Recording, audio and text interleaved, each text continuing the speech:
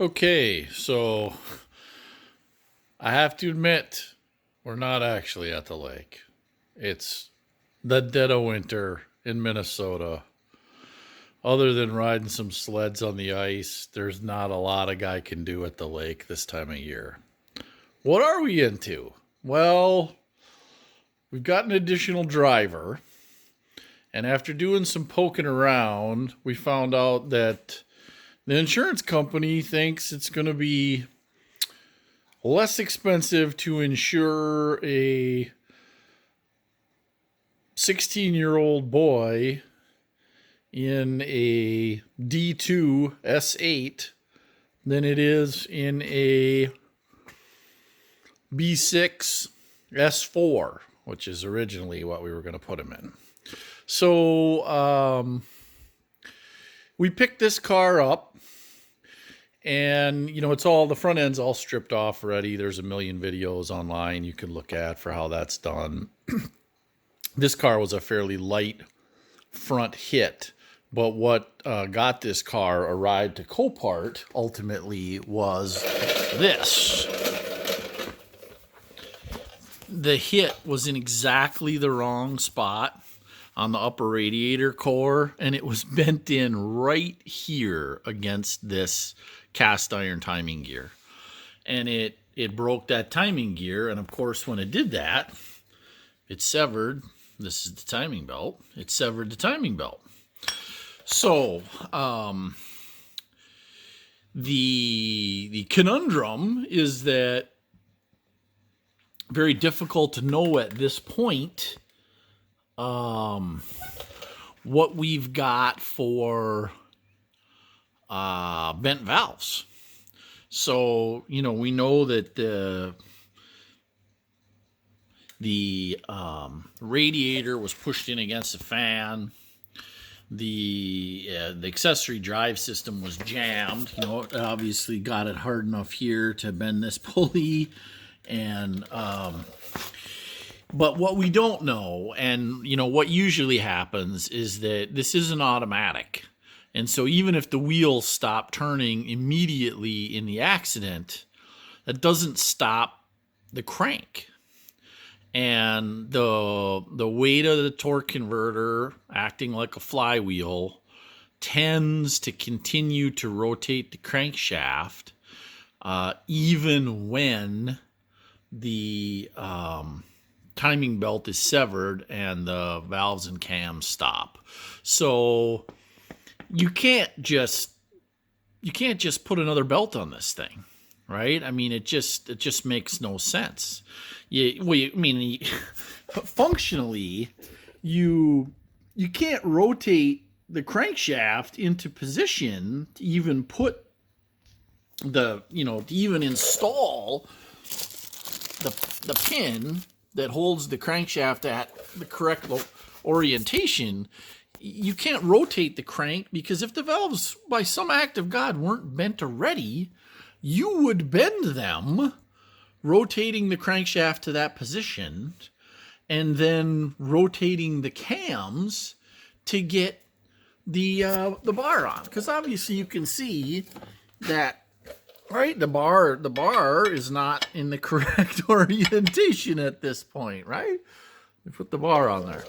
You can see that the bar, the cams are not in the correct orientation to put a timing belt on. And so how in the heck would you ever rotate the cams on each head and the crankshaft into position to try to put the bar on?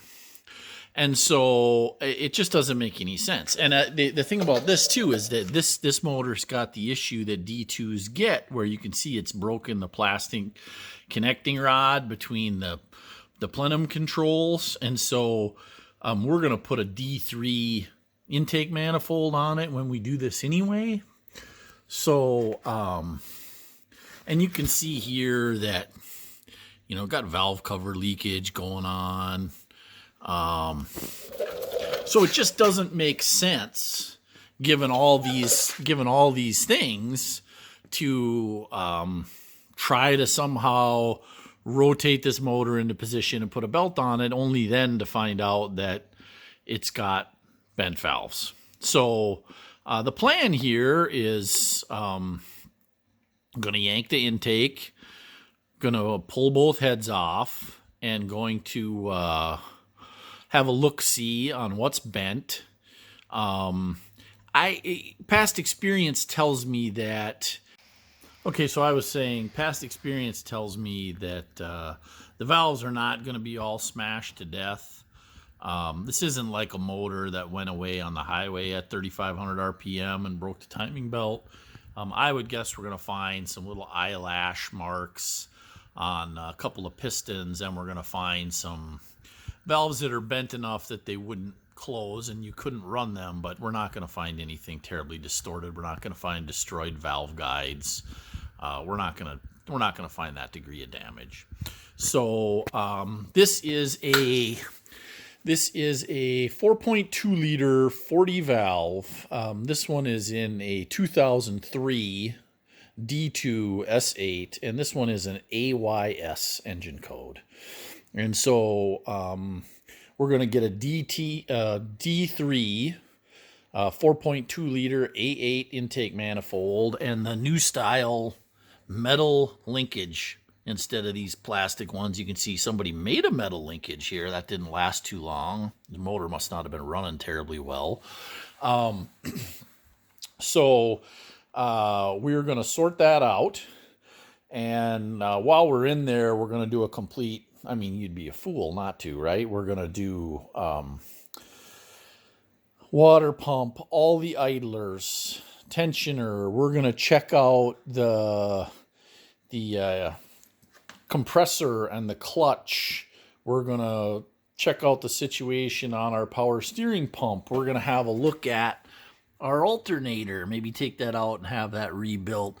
All this stuff is, falling down easy to get at right now, but super problematic to deal with later. And then the other thing that we're going to do is we're going to convert this car. These 4.2s in this era have an oil cooler. I can't get you a good picture of it. We'll get some good pictures when we get it apart. They have a heat exchanger down here that acts as the oil cooler, and the connection between the engine block and its cooler is essentially a piece of pipe with 4 O-rings on it like this. The problem is the factory one is plastic.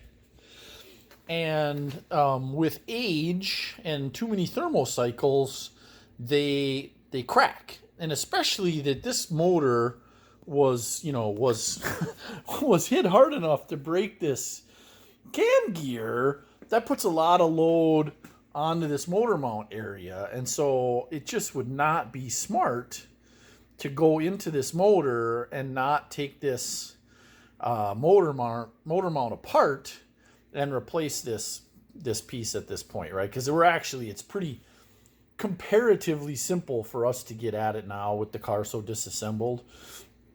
We're also gonna do the